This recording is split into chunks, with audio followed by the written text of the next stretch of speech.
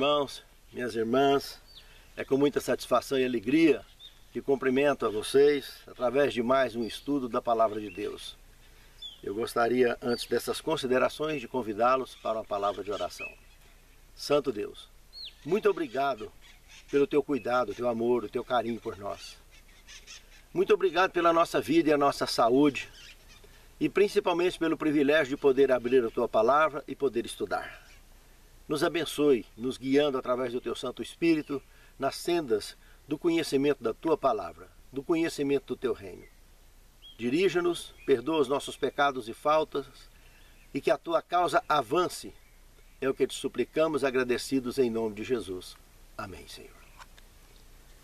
Hoje, a segunda lição deste novo trimestre, o último trimestre do ano de 2018. Unidade em Cristo. Realmente uma lição maravilhosa. O tema principal, causas da desunião. E o verso principal, Provérbios capítulo 9, verso 10, que diz o seguinte: o temor do Senhor é o princípio da sabedoria, e o conhecimento do santo é prudência. Realmente, irmãos, quando a gente olha essa palavra, o temor do Senhor, algumas pessoas têm dificuldade de entender esse contexto. Mas se a gente parar para pensar que Ele é o doador da vida, nós deveríamos ter o devido cuidado, porque nós estamos lidando com vidas. Imagine que um cirurgião, quando ele está fazendo uma cirurgia delicada, seja no coração, seja no cérebro, ou em qualquer órgão vital, ele tem esse zelo, conhecido então pela palavra temor, identificado pela palavra temor, para não ter nenhum vacilo, porque ele está lidando com a vida e está lidando com a vida alheia. O caso aqui não é só a vida alheia que nós lidamos o tempo todo, quando trata da palavra salvação, mas a nossa própria salvação.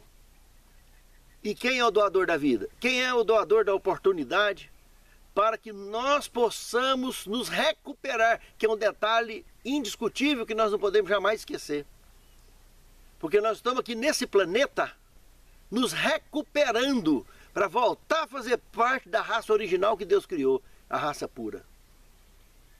Por isso, é muito importante lembrar desse detalhe, que a nossa oportunidade é essa, da vida que nós temos.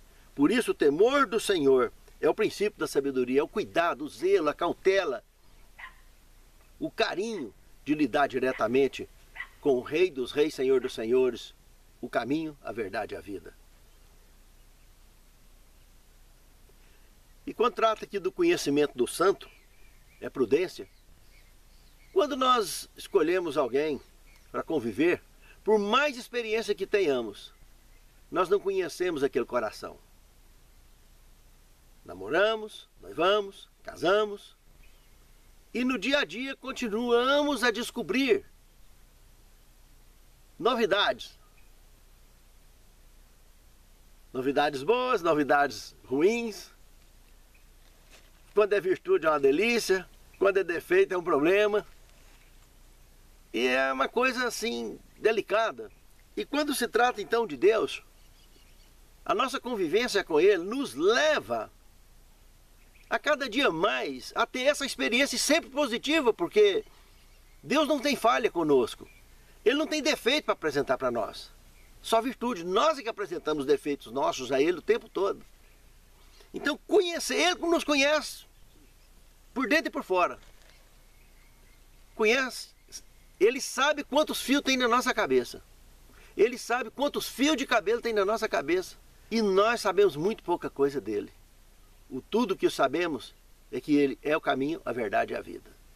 Tudo o que sabemos é que Ele é quem dá a tua palavra para nós. Dá a palavra escrita, dá a palavra viva, e o seu Santo Espírito nos guia nas sendas do conhecimento.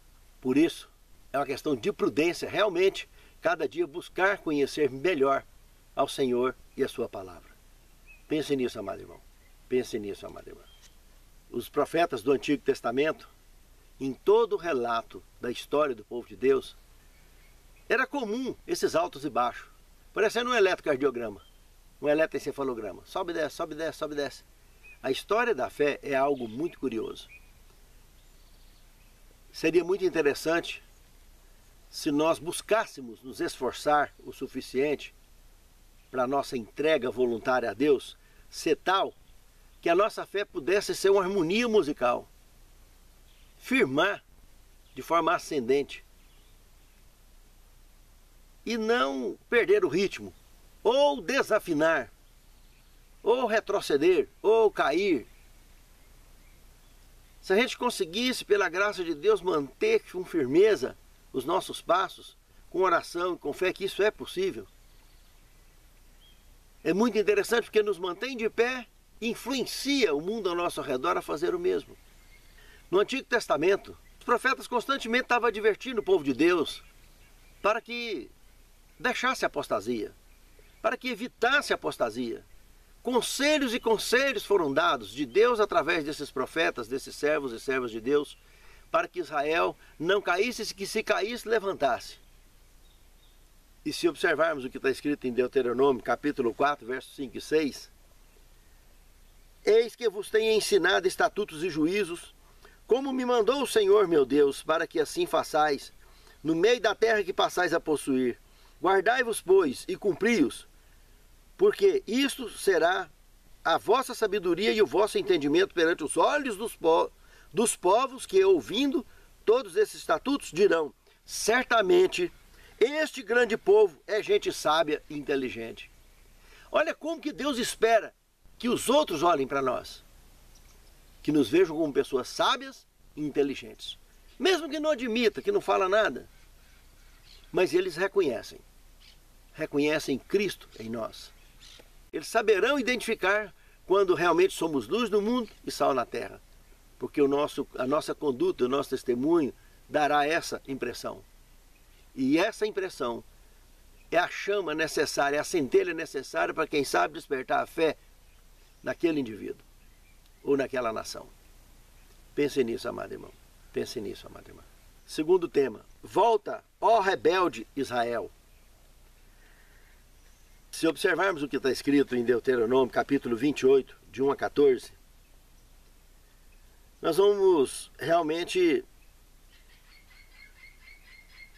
chegar à conclusão que há plenitude quando estamos em harmonia com Deus. Plenitude de bênçãos, plenitude de uma comunicação e de uma convivência, de um relacionamento saudável entre nós e Deus e refletindo automaticamente entre nós e o nosso semelhante.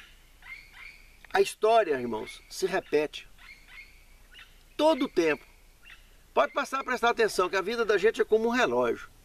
Ele gira, gira, gira e está sempre passando no mesmo ponto. E quando a gente presta atenção, e quando comparamos isso com as oportunidades que Deus nos dá, passou de novo, chegou de novo. E aí? Vai voltar? Ou vai cair? Ou vai ficar deitado? Nós precisamos levantar. Caiu, levanta. Nós somos mortais. Somos sujeitos a quedas. Mas para que ficar deitado? Não precisa ficar deitado, não deve ficar deitado. E quantas pessoas que se desviam do caminho, seja pelo motivo que for, volta. E não seja rebelde, porque a rebeldia só piora a situação, piora a própria situação do rebelde, da pessoa que já está sendo vítima de um mundo tão torturoso, de um mundo tão tortuoso, de um mundo tão terrível, tão cheio de problemas. Mas é nesse mundo que nós temos a oportunidade de passar pelo mesmo ponto do relógio na história de nossas vidas, o tempo todo, e nos ajustarmos, nos equilibrarmos, nos mantermos e sermos encontrados pelo Senhor como servo bom e fiel. Tudo isso basta que entreguemos o coração a Ele e Ele nos conduzirá com firmeza e segurança. Pense nisso, amado irmão. Pense nisso, amado irmão. Se observarmos também em Jeremias, no capítulo 3, do verso 14 ao 18, nós vimos ali que nos dias de Jeremias, foi a pior fase espiritual, eu diria, da vida de Israel. Que aqui nesse ponto já eram tribos divididas. Que apostasia horrível, que nem no período de Juízes era tão grave. Que no período de Juízes, depois que Josué morreu, foi uma apostasia tremenda também, mas aqui superou. E o profeta Jeremias em si, pensa o tanto que esse cara sofreu, o tanto que esse cara apanhou para falar a verdade. Sobreviveu pela graça de Deus, da indignação e da perseguição do seu próprio povo. Tanto a estrutura política como a estrutura religiosa dos seus dias torturaram demais a Jeremias. Nos dias de Jeremias foi terrível, irmãos. Pensa que coisa terrível. Benjamim e Judá, essas duas tribos do sul, mas apostataram de uma maneira tão estúpida. E nós estamos falando de Jerusalém, irmãos. As 10 tribos do norte já tinham sido extintas, praticamente. Já tinha sido esparramada sobre a face da terra, não tinha mais governo, não tinha nada. Já tinha caído. E agora, Benjamim e Judá, as duas tribos do sul, que a capital era Jerusalém, as 10 tribos do norte, Samaria, tinha sido já devassada e o povo esparramado sobre a face da terra. As duas tribos do sul, Jerusalém, nação, aonde viria o Messias mais tarde, na região de Judá. Irmãos, esse povo apostatou de uma maneira que nem nos dias de Juízes, logo depois da morte de Josué, que foi uma apostasia tremenda e absoluta, mas jamais superou essa apostasia de Benjamim e Judá, das duas tribos do sul. Jeremias foi poupado, foi atacado, foi agredido pelos seus irmãos de igreja, pela liderança da sua igreja, pela liderança política dos seus dias. Foi poupado, não morreu, mas sofreu demais. E como ele tentou, como ele apelou para que Israel voltasse. Como ele apelou para que o povo de Deus voltasse a ser um povo amistoso, um povo que se relacionasse bem com o seu Deus. Tudo que Deus esperava desse povo diante das outras nações, totalmente frustrado. Jeremias foi morrer lá para o Egito afora, depois que Nabucodonosor invadiu, então, Jerusalém, destruiu e foi levando o povo para a Babilônia.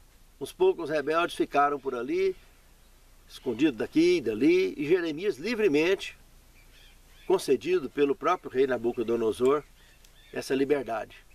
Mas mais tarde ele acabou indo parar no Egito, como eu disse, e acabou morrendo por lá. Mas a apostasia foi demais. E o clamor de Jeremias, a vida que ele viveu nessa face da terra, foi clamando: volta, ó Israel. Foi só isso. E o Senhor, amorosamente, chamou por amor, chamou pela dor. Claro que muitos se converteram depois do cativeiro, durante e depois do cativeiro. Muitos voltaram, entenderam o recado de Deus, mas muitos se perderam lá no cativeiro e depois do cativeiro e antes do cativeiro, nem se fala. Perdição absoluta, total. Lá no cativeiro ainda levanta o profeta Ezequiel, que muito trabalhou com esse povo lá. Jeremias tentando trabalhar com o que sobrava de cá, no reino de Israel, no reino de Judá, e o profeta Ezequiel o tempo todo batendo lá do outro lado. Não foi fácil, não. Deus chamou por amor, chamou pela dor, e nem sempre ele consegue salvar, porque as pessoas não querem ser salvas. Agora, quem quer ser salvo, não precisa de esperar a dor, vai por amor, que é muito mais tranquilo. Essa é a porção da vida que nós temos nesse mundo. O terceiro tema, reto aos seus próprios olhos. Eis aqui o grande problema. Se observarmos Juízes, capítulo 17, do verso 6, e o capítulo 21, verso 25, a gente pode notar claramente o nível de apostasia também nos dias de Josué, voltando lá para trás, logo depois que Josué morreu. Aqui tem exemplo de uma família que servia a Deus do jeito que achava que estava certo. A oferta de Caim. E pensa no tanto de apostasia, idolatria. É uma coisa de louco, formando até sacerdócio em torno de estruturas pagãs, de estruturas idólatras, como eram os habitantes de Canaã, quando Canaã foi tomada por Israel. E até hoje na igreja, tanto de gente que tem, do mais alto escalão ao menor, que quer servir a Deus do jeito que acha que está certo, acha que é dono da igreja, pode ditar normas e regras para a igreja. Não olha o assim está escrito, não olha o propósito da palavra de Deus. E serve do jeito que acha que está certo. E bate palma para si mesmo. Se deixar até olhando no espelho. Que coisa terrível, irmãos. A oferta de Caim foi rejeitada. Servir a Deus do jeito que a gente acha que está certo, não serve. É perda de tempo. Perde o mundo e perde o céu. Não aproveita nenhuma das vidas. Nem a que tem aqui e muito menos a que poderia ter eternamente. É uma coisa gravíssima, irmãos.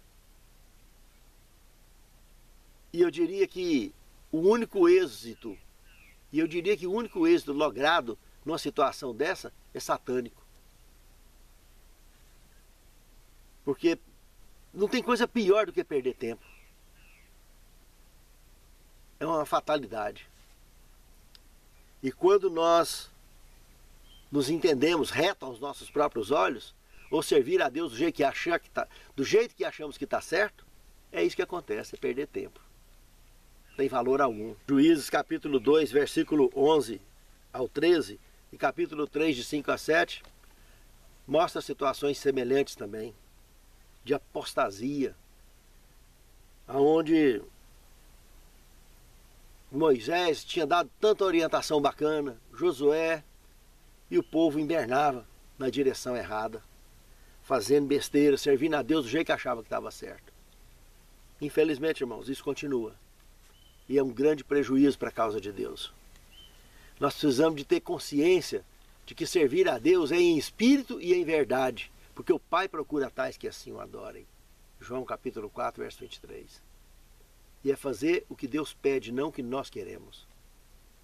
E tudo que foge dessa direção, está tudo errado.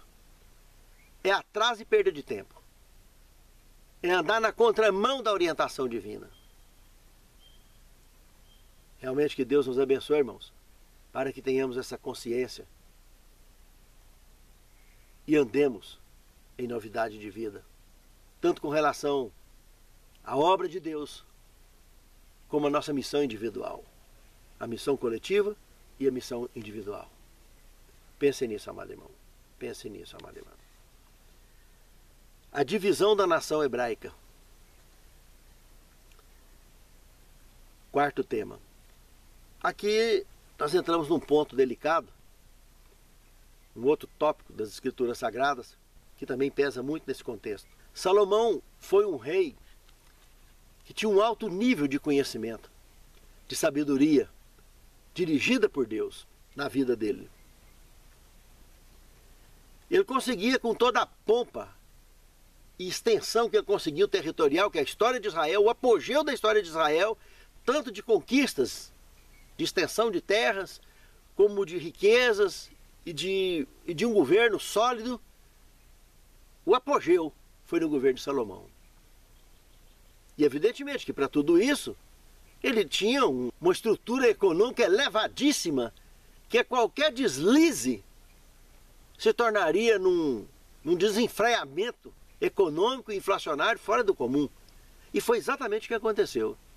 Com a morte dele, os filhos que subiram ao poder não tinham os dons que ele tinha, não tinham os talentos que ele tinha, muito menos o apego com Deus que ele tinha, que é o principal. Porque se tivesse, receberia também a sabedoria como ele recebeu. E aí Reoboão entra e já quer fazer tudo do avesso. Achar que o negócio é impor goela abaixo, as regras, como dono da nação, os donos de igreja, né? E pensa na bagunça que virou o negócio. Na revolta que virou a nação. E acabou a nação sendo dividida com seu próprio irmão, Jeroboão, que assumiu 10 das 12 tribos, 10, e instalou a capital em Samaria. E Roboão ficou lá em Jerusalém, Benjamim, Judá. Reino dividido. Iniciava ali uma história terrível da relação tanto de Israel como um todo, como de Israel para com Deus e as nações vizinhas. Como eles não buscaram o conhecimento de Deus e a relação com Deus para manter estruturada aquela situação que Salomão deixou, a inflação explodiu. A economia do reino virou um pó de traque. E foi só desandando e confusão de todo tamanho. E rei após rei não conseguia segurar aquilo. E a apostasia virando junto o tempo todo. Alguns daqui ou dali buscavam reformas, buscavam reestruturas, buscavam reconsagrar-se a Deus e levar o povo a reconsagrar. Mas a história foi lamentável. Até que chegou nos dias do Messias e nós conhecemos. Quantos e quantos povos, Egito, Assíria, Babilônia, Medo-Pérsia, Grécia, todos oprimiram. Aí veio o Império Romano no ano de 68 a.C., assume o Império e Jesus nasce dentro desse sufoco da administração do Império Romano. Que vocês conhecem a história também. E isso se estendeu até o ano 476 da era cristã. A história do povo de Deus foi uma história de opressão. Todos os grandes governos da terra oprimiram Israel. E o Rei dos Reis e Senhor dos Senhores veio para que eram seus, e os seus não o quiseram, o rejeitaram, e vocês conhecem a história. Jesus pagou o preço. Ele sofreu a própria dor, o único que morreu a morte eterna, para salvar Israel, para salvar a mim, para salvar você. Mas nós estamos com o coração entregue a Deus? De fato? Ou está entregue a um vínculo religioso somente? A um rótulo? Ou nós adoramos em espírito e em verdade? Porque se nós adoramos o Senhor em espírito e em verdade, o resto é resto. Pense nisso, amado irmão. Pense nisso, amado irmão. Porque no quinto tema, divisão em Corinto, nós vimos que a coisa aqui, ó, do mesmo jeito. No Novo Testamento continuou a história.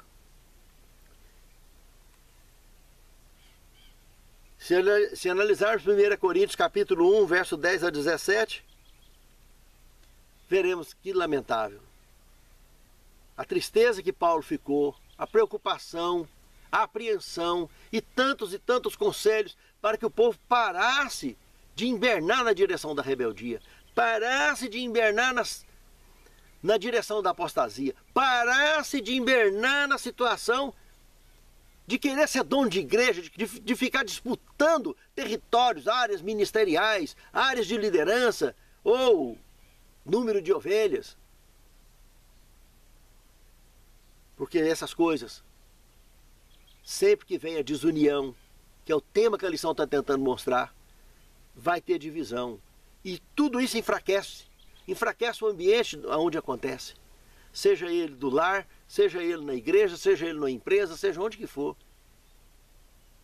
Desuniu, desestrutura, desestruturou, divide. Dividiu, enfraqueceu, enfraqueceu, caiu. É questão de tempo. Hoje isso continua, irmãos. E se isso não mudar, vai ficar para trás.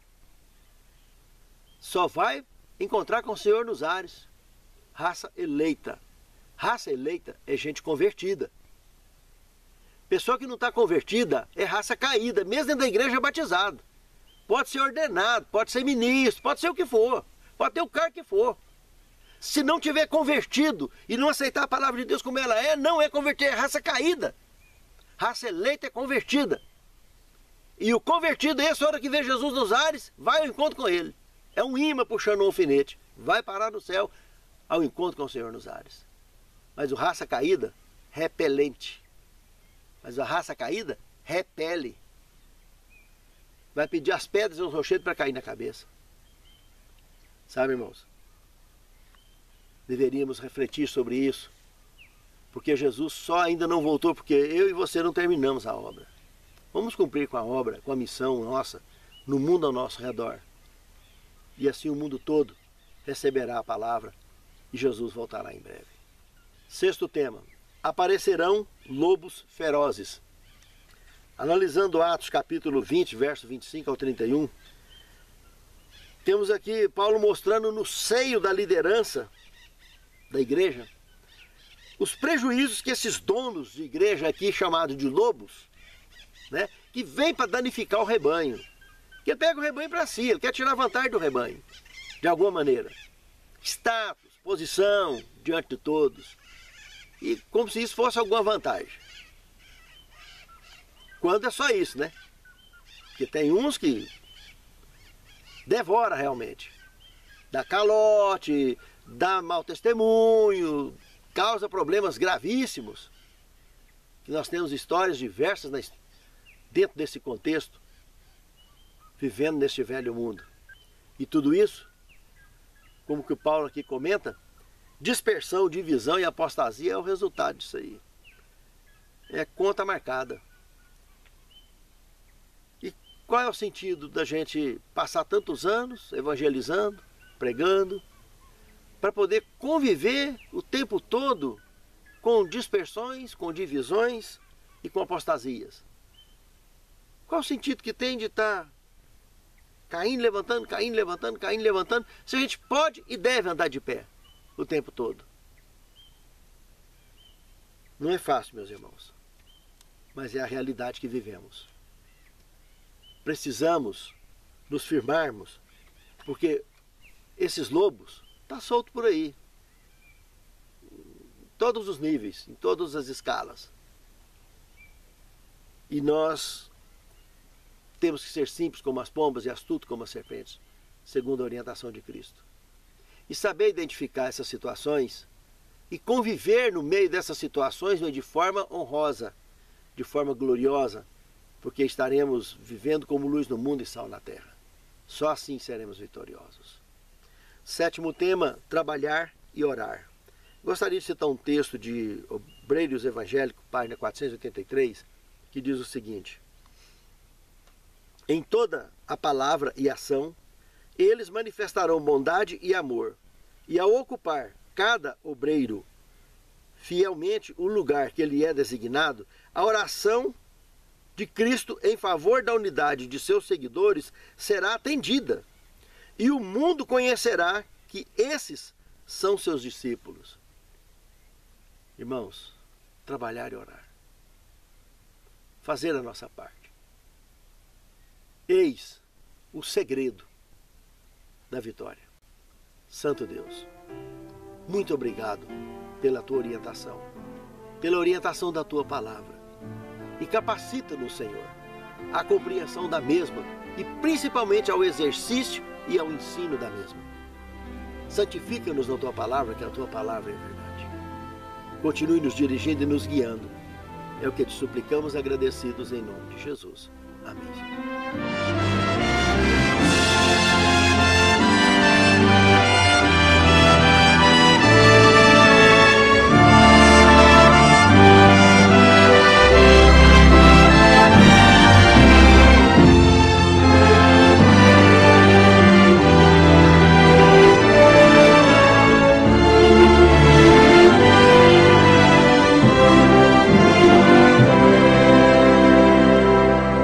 Estas mãos que Deus me deu foram feitas para servir o vizinho ao lado meu que não sabe